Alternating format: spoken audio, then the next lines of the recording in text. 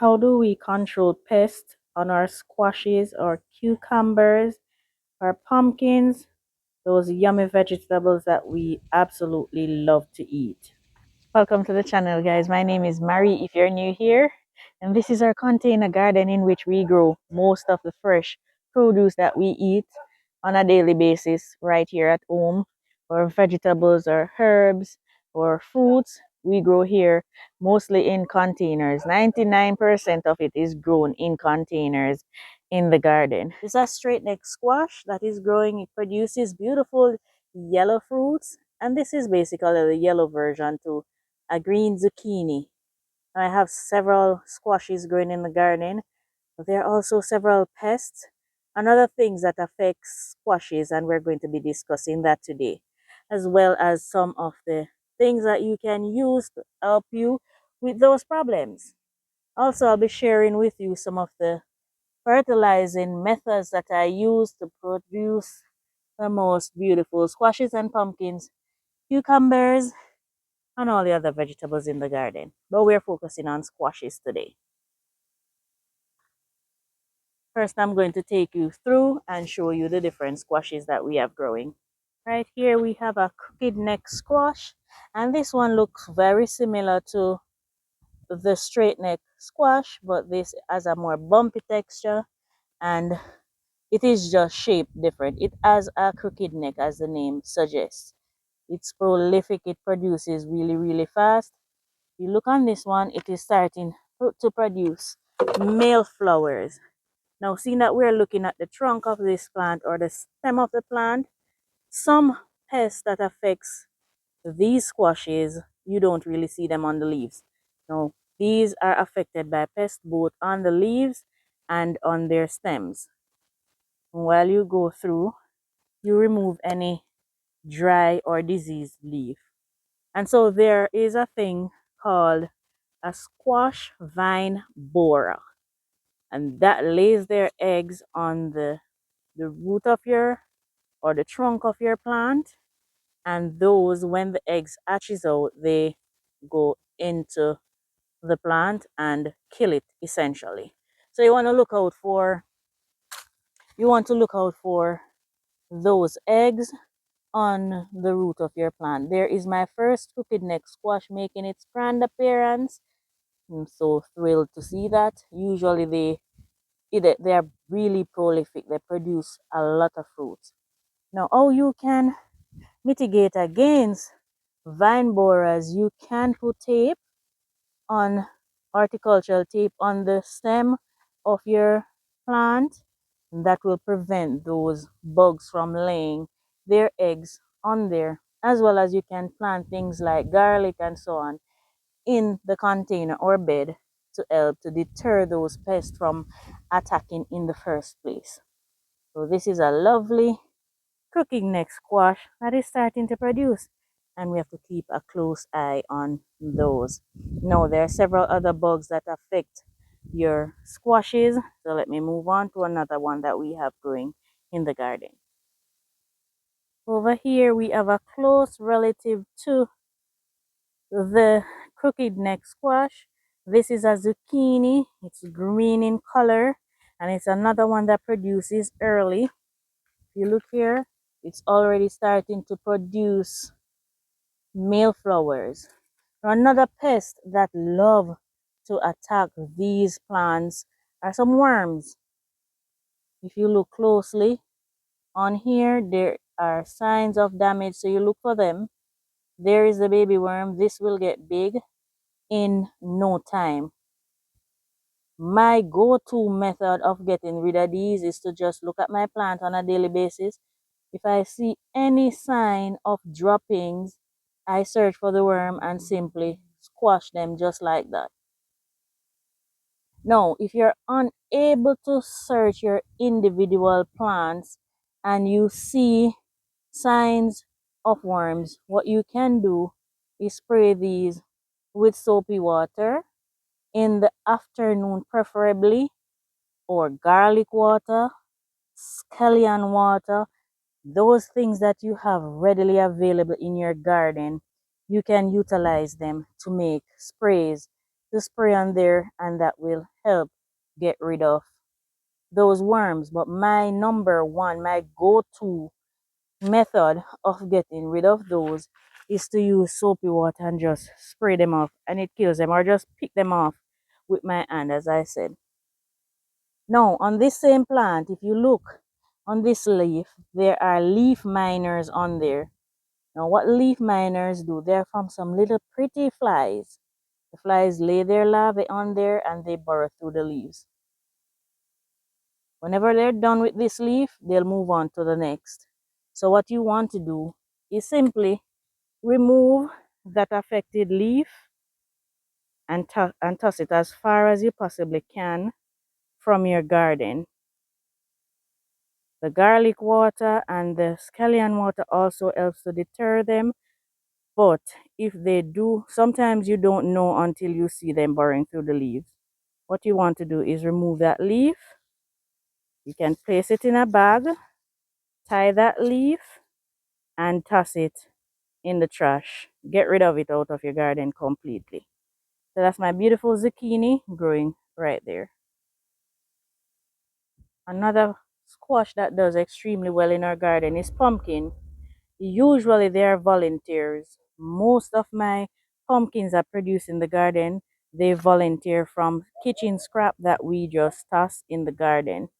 Now, if you look on the leaves, already there are damages. Once you see that present on these leaves, it's telling you there are worms eating away at it.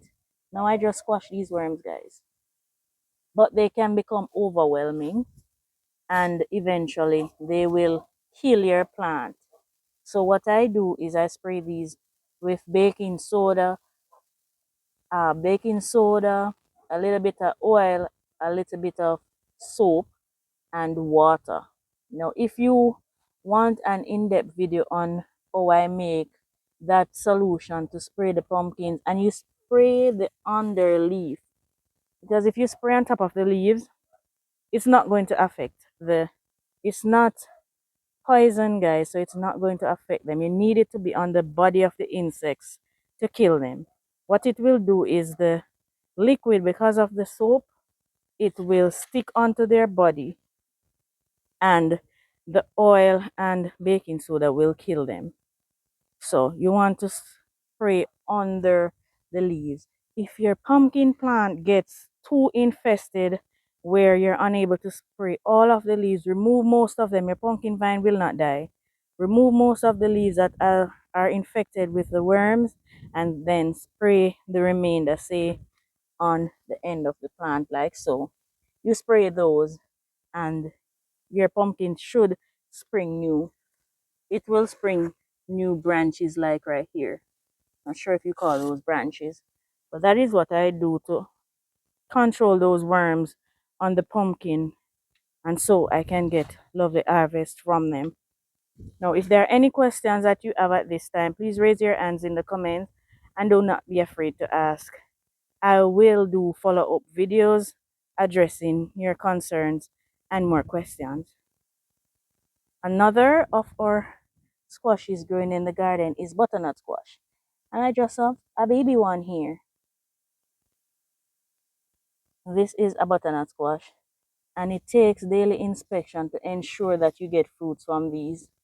Now, one issue, we're talking about all sorts of issues, and they're not in any particular order.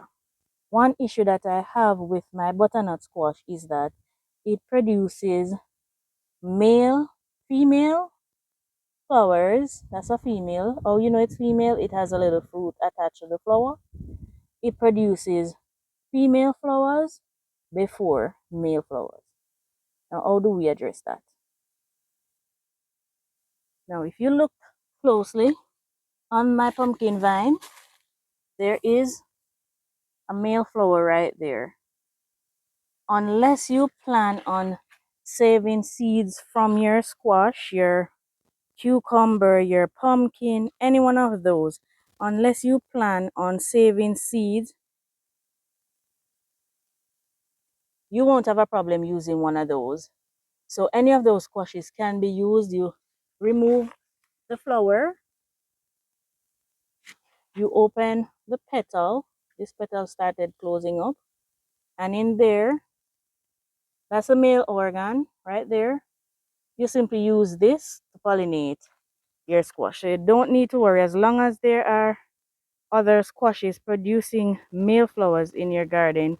You're able to go ahead and pollinate those using the flower, the male flower from another squash plant. Over here, I also have a butternut squash that I'm watching closely. Oh, on the note of this male flowers, of the male flowers, if it is that you see one, I'm seeing several coming on the pumpkin vine, but if you see one and you're only able to save that one, you can remove this from the plant, place it in a bag or a napkin in your fridge until your female flower appears on your squash plant. You look on this butternut squash, there are several female flowers with no male flowers inside, and this happens religiously every single time I plant butternut squash. My favorite squash. Now you tell me how that happens. I don't know. With every other, the cucumber, the pumpkin, usually leaf miners, guys. Remove them, toss them out of the garden. With every single one of my squashes and cucumbers, usually the male flowers come first, inviting the pollinators into the garden. Say, hey, we have females coming, so we're gonna need you to help us with pollination. So the male flowers, the bright, pretty flowers, usually they're bright colored. All of my squashes produces yellow flowers. So they're inviting the pollinators to come in the garden. And so when the, oh, let me show you what lays the leaf miner. Oh, it flew away. I saw one of the flies just now. If I see one before this video ends, I'll definitely show you exactly what lays the leaf miner eggs. So yes, moving on, guys. I strayed from the topic and I lost you mid-thought. Moving on. Over here, I have several squashes growing. This is a zucchini and I'm seeing signs of worms in there. So I'm going to squash those. Those were laid by moths, those worms. So those moths come out at night and lay. I planted my onions too late and so I'm having issues. So you want to plant herbs. I have other herbs close by, but not all herbs deter all pests. And if you follow my pest control videos, you'll realize that whichever pest I'm dealing with, I'm using a different solution because not all pests are deterred by the same. These squashes are producing amazing. I have zucchini, crooked neck squash, and straight neck yellow squash planted here. All of these are going to cross pollinate, but I'm not saving seeds from these, so that is fine. There is young squashes coming on that, and we're so pleased. Okay, so another thing that affects our squashes, it is not pest, but it is just as bad, is powdery mildew. Now what I use for powdery mildew is a simple 10 to 1 or 1 to 10 water and milk. And I spray that on the leaves before they start getting affected. It makes them more resistant to the powdery mildew, and also it helps the bacteria in the milk help to kill off those what you call those enzymes, or I'm not sure what you call those right now. It's not coming back to me. But milk 10 to 1 ratio, 10 water, 1 milk, because I know you're going to ask me which one is 10. So it's 10 parts water, 1 part milk, and use that to spray on the leaves to protect the plants from powdery mildew or to strengthen your plants if they already have powdery mildew present. Now, if they already have powdery mildew present, usually it does not affect all the leaves at once. Once you see the leaf being affected, you remove those leaves because it's a fungus and it will spread. So you remove the leaves that are affected by the powdery mildew and you spray the solution on them back and front, and it should help with that problem that you're having. Now, Marie, why are your squashes so beautiful? How are they so beautiful? What do you plant them in? Let's get to the soil that we use to plant our squashes. These are two spaghetti squashes that I planted right here, and they are looking fantastic. They're doing beautifully. These were planted in topsoil mixed with horse manure. I think a little bit of rabbit manure as well. To get the plant started, they need nitrogen in order to get nice, beautiful leaves to collect energy from the sun to produce food. And so I plant them in rich soil, nitrogen rich soil. Now, once they start to produce flowers, they need to be fertilized with more stuff in order for them to produce fruit. Because you will see nice long vines producing. Oh, here is my first spaghetti squash. Isn't that beautiful, guys? I always see things with you. Now, I didn't even plan this video. I just saw some pests and I said, you know what, let me share the information that I have in my head with you guys. Guys, I have no notebook. I am just speaking to you based off of what I use, and it is just as is, guys. I did not do any research for this video. I'm just telling you what I use and what works for me. So they're producing fruit now, so it's full time for me to fertilize. Now they need potassium, phosphorus, calcium to produce healthy fruits. And I use things from home to do that. I fertilize these with wood ash and banana tea. That is what I use to fertilize them. If I see where they're still falling off, I probably will provide egg shells, crushed egg shells, incorporated that in the soil, and it helps to produce really nice fruits. And that is all I use on my plants. If I see the leaves starting to yellow, I had some more manure. Chicken manure, rabbit manure, or horse manure. Goat manure can also be used. This is a volunteer pumpkin. This is what I'm telling you about, guys. I'm going to take this one out, but we feed our soil with food scraps and they grow from the food scraps. Now, this is my tomato container. I have 2 tomatoes coming and my basil to protect them from hornworm. The pumpkin will be removed. It's too close to that tomato. But that is how all the pumpkins grow in our garden. If you notice right here, guys, where the scallion is planted, there are no pest damage on the pumpkin vine. I don't think those worms like the scallion, and I'm speaking to you based off of experience only right now. I don't see those worms attacking the squashes wherever scallion and onion is planted. So that might be something you want to do if you're planting in containers or beds. Put some alliums there. It might help. Well, it will help keep those moths away, the ones who lay the eggs for the worms on the pumpkin and squashes.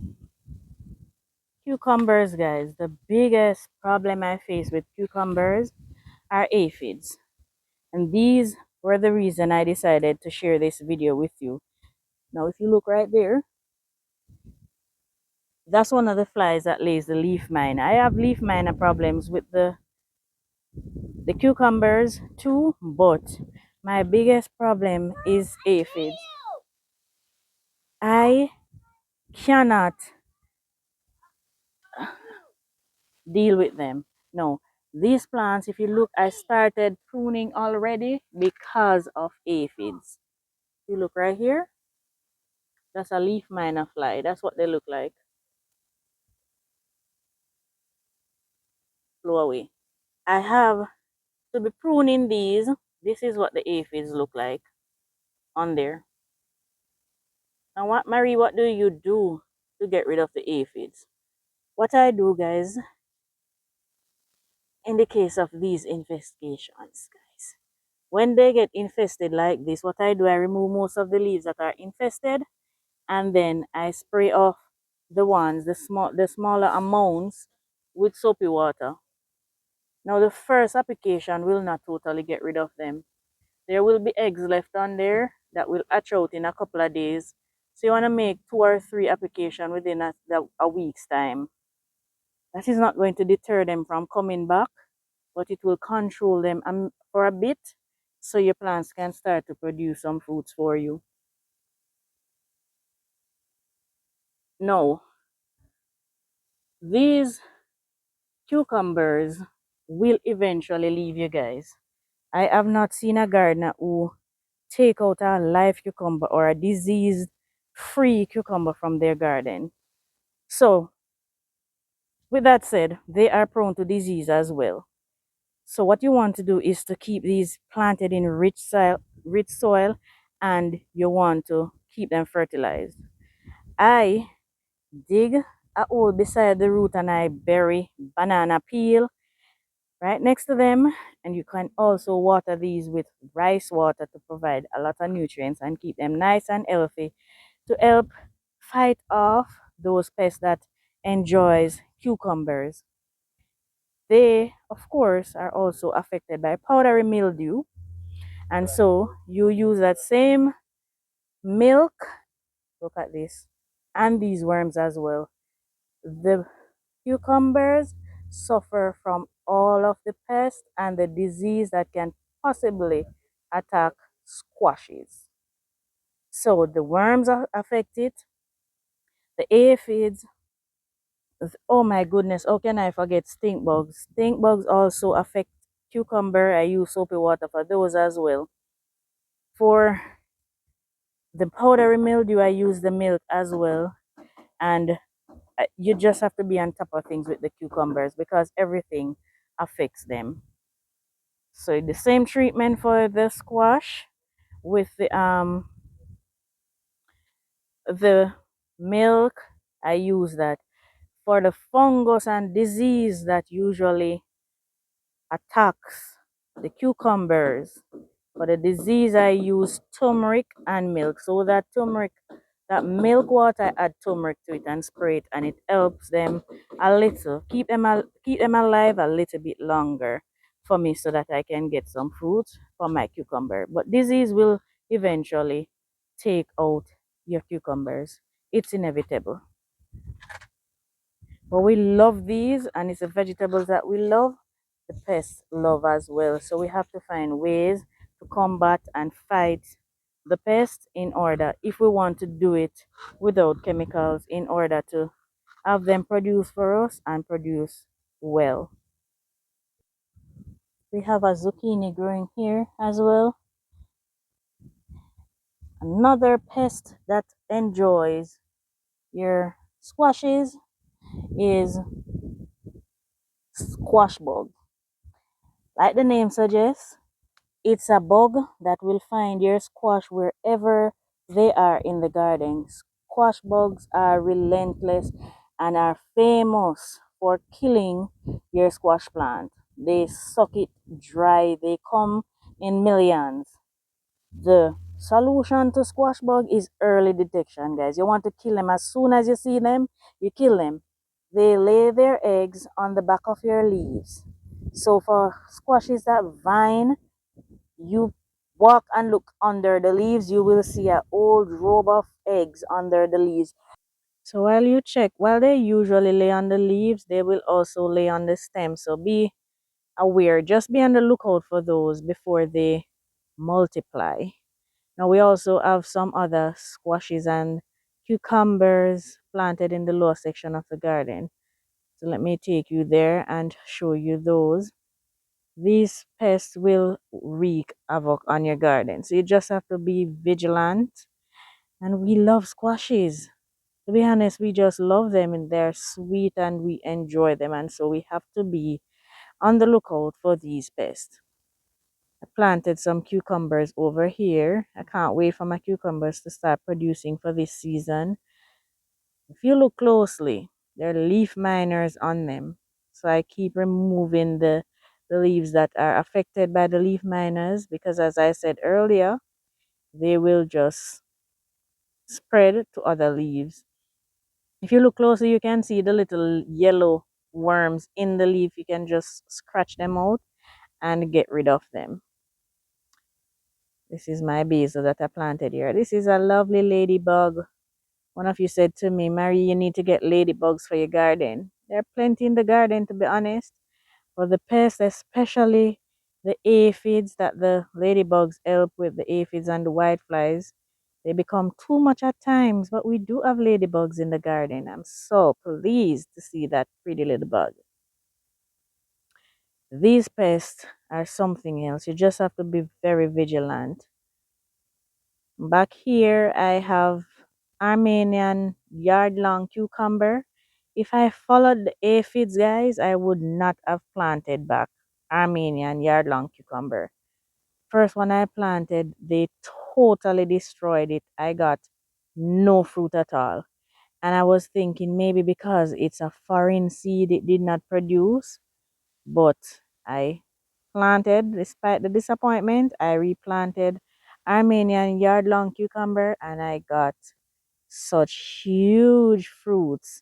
And so I'm looking forward to this one producing, but I have to be on my toes with the pest with this one that I have growing now. And I hope I get some lovely fruits from it. Of course, I will share that with you, but I'm telling you, aphids, they are terrible. They are so discouraging, and I want to take the opportunity to let you know that they discourage me too, but I encourage you to continue your gardening. Look at these. These are callaloo or amaranth, all volunteers, guys, just growing back to feed us. It's amazing how they do that. I have another cucumber here, and if you look closely, there is leaf miners on there too, but it's a healthy looking little cucumber plant, so to get something from that. This is amaranth or callaloo. The stink bugs, guys, they are relentless. Well, this is a trap crop that you can plant to take some of the attention off of your cucumbers and squashes. They prefer to suck onto the callaloo. Whether it be the green or the red, they prefer the callaloo because it is more succulent and juicy, and so they get a proper feed from the callaloo and kind of give your other plants a break. And so this is a good trap crop. Even though we love callaloo, we allow them to do this sometime because it's too much to control them. Look at this branch. There are so many stink bugs on this plant. It's unbelievable. But in the garden, you will have 10 pests, and of that 10, well, 10 insects, and of that 10, we have 7 that are beneficial. So the ones that aren't, we just have to find a way to work around them, right, guys? We just have to find a way to deal with them and continue to plant our food. Because when we plant our food, it tastes so good. And that's what we want. Hi, Garden on Rocks. Can you see that? It's rocks. And we harvest from this garden every single day. And I encourage you to do it too because you can.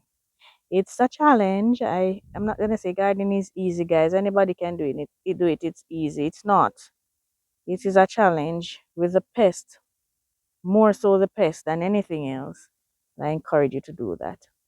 I want to thank you so very much for your support. I appreciate you all so very much for the unwavering support you get up and you watch the channel every day and support the videos. Thank you, guys. Please remember to like, leave your comments, the questions.